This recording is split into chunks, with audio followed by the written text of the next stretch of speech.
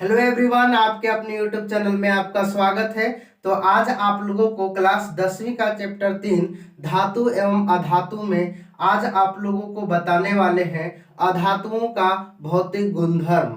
तो आप लोगों को पहले जो वीडियो देखे होंगे तो उस वीडियो में बताए थे धातुओं का भौतिक गुणधर्म। तो आज आप लोगों को इस वीडियो में अधातुओं का भौतिक गुणधर्म के बारे में बताएंगे। तो चलिए दोस्तों, अब शुरू करते हैं। तो दोस्तों, ये रहा अधातु के भौतिक गुणधर्म। तो आप लोग पिछले वीडियो में पढ़े थे कि धातु का भौतिक गुणधर्म, तो यानी धातु और अधातु को हम लोग कैसे वर्गीकरण करेंगे।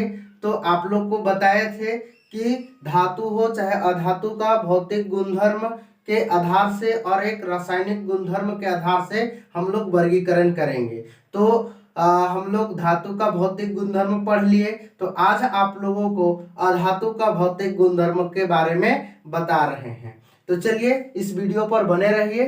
तो अधातु के भौतिक गुणधर्म में ये पहला पॉइंट है, लिखा हुआ है कि ये कमरे के ताप पर ठोस अथवा गैस अवस्था में पाई जाती है। मतलब अधातु भी क्या होता है कि कमरे के ताप पर ठोस अथवा गैस अवस्था में पाई जाती है, परंतु धातु है से केवल ठोस अवस्था में ही पाया जाता है, ये गैस अवस्था में नहीं पाया जाता है धातु। ठीक है।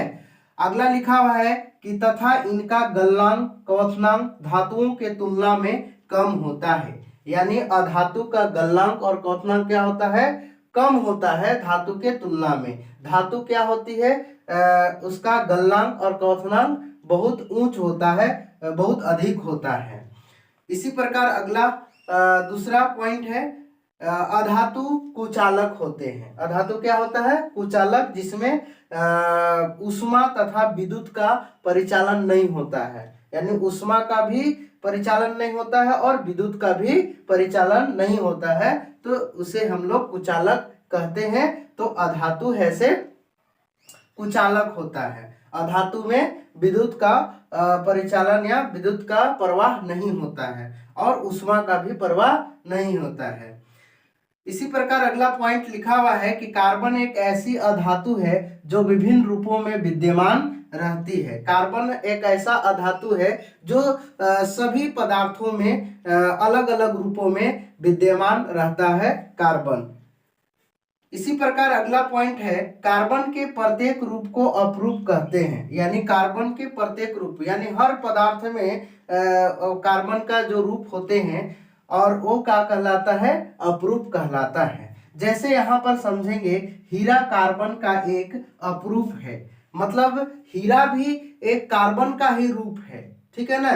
तो उसी को हम लोग अपरूप कहते हैं। तो हीरा एक कार्बन का एक अपरूप है जो प्राकृतिक में पाया जाने वाला सबसे कठोर पदार्थ है। हीरा एक ऐसा अधातु है जो सभी पदार्थों में से सबसे कठोर पदार्थ होता है, जिसे ये हीरा जो हम लोग किसी शीशे या कांच को काटने के लिए उपयोग में लाते हैं, और ये हीरा जो डायमंड होता है बहुत चमकता है, और ये कार्बन से ही बना हुआ पदार्थ है हीरा।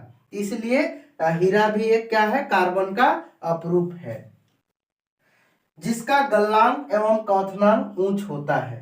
जैसे हम लोग पढ़े कि धातु का क्या होती है, गलनांक और क्वथनांक ऊंच होता है, ठीक है ना। उसी प्रकार हीरा का भी क्या होती है, गलनांक और क्वथनांक ऊंच होता है। लेकिन हम लोग पढ़े अभी कि ये क्या होता है, अधातु कमरे के ताप पर ठोस अथवा गैस अवस्था में होता है, जिसका गलनांक और क्वथनांक क्या होती है, कम होता है, ठीक है। लेकिन हीरा का क्या होते हैं, हीरा सबसे कठोर पदार्थ यानी सबसे ठोस पदार्थ होता है सभी पदार्थों में, और इसका गलनांक और क्वथनांक भी क्या होता है, ऊंच होता है। इसी प्रकार आगे जानेंगे, ग्रेफाइट भी कार्बन का एक अपरूप है जो विद्युत का सुचालक होता है। ग्रेफाइट भी एक कार्बन का ही रूप है, यानी कार्बन से ही बना पदार्थ जो ग्रेफाइट है, जो इस ग्रेफाइट में क्या होता है, विद्युत का परिचालन होता है। इसलिए ग्रेफाइट क्या होता है, विद्युत का सुचालक होता है। इसी प्रकार आगे जानेंगे कि अधातुओं में चमक नहीं पाई जाती है। हम लोग पढ़े कि अधातु क्या होती है, अधातु में चमक नहीं होता है, मतलब ये चमकता नहीं है, ठीक है।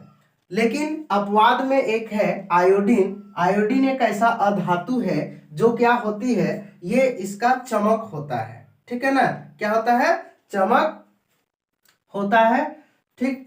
आयोडीन का हम लोग जाने कि अधातु में चमक नहीं होता है, लेकिन आयोडीन में क्या होता है, चमक होता है। और दोस्तों और एक पॉइंट बता रहे हैं कि ब्रोमीन एक ऐसा अधातु है जो ये क्या होती है, द्रव अवस्था में पाया जाता है। हम लोग जानते हैं कि अधातु ठोस अथवा गैस अवस्था में पाया जाता है अधातु, लेकिन ब्रोमीन एक ऐसा अधातु है, ब्रोमीन, ठीक है ना, ब्रोमीन क्या है, एक ऐसा अधातु है जो क्या होता है, द्रव अवस्था में पाया जाता है। तो ठीक है दोस्तों, बस इतना ही। अगर ये वीडियो आप लोगों को अच्छा लगे तो जरूर लाइक करें और अपने दोस्तों के पास शेयर करें। अगर आप मेरे इस YouTube चैनल पर नए हैं तो इस चैनल को जरूर सब्सक्राइब करें। धन्यवाद।